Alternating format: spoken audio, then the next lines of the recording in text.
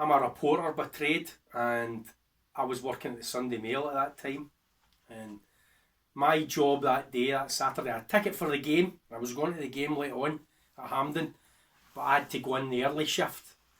And my job that day was to, it was thought on the news desk it would be a great idea to go up to Cameron House and make sure that the English team knew what a Scottish good morning was all about.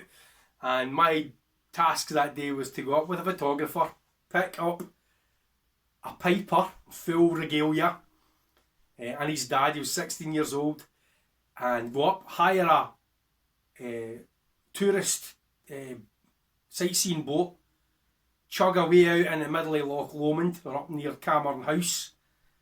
I, with my suit and tie on, had to go into the rowing boat with the piper and row out towards the shore of Cameron House. And at that point, I had to basically make sure the boat was steady, anchor the boat, crouch down and let the piper pipe away about 7:30 in the morning to try and make sure that the English knew all about it, that they were here in Scotland for a big game, for their breakfast. And in the Sunday Mail the next day, actually the all you could see is the hump in my back just at the bow of the wee boat, and the piper standing there piping. And we thought, oh, we'll maybe wake the English players up, but nah, they were out walking in the grounds for about 7 in the morning, so they were just pointing at us and laughing, and I had to row the guy back to the main boat. As the guy took the pictures as I was doing there. And what we did then is we went away back to Balloch. We said goodbye to the piper and his dad, and then me and the photographer drove up to Cameron House and blagged our way in as just normal tourists. And we got into the grounds, and we stood outside the hotel, and the bus was there just about this time. It was running about lunchtime, so the English team were just coming out. You got there just in time. A few other tourists just cheering them onto the bus and all that. And I'm just standing there, and the cameraman was taking wee tiny, he didn't have his big camera, he had these wee tiny cameras, he's taking wee pictures. And what happened then was that the first player out of the hotel to go on the bus to go to Hampden was Beckham. And Beckham comes strolling out with his bag, really confident and all that. He goes straight onto the bus, straight up the back, throws his bag up the back of the bus, sits up the back of the bus.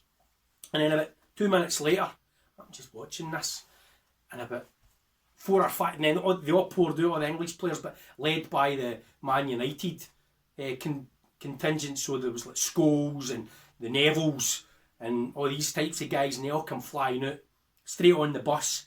And they saw that Beckham was up the back of the bus, and they started throwing their bags at him, and they all piled their bags, and then every one after other, they all threw their bags and tappy Beckham, and just launched and tappy him. I thought, that's quite good, so I'm sitting there taking some notes, and that was quite good, just to see him get a bit of a pounding.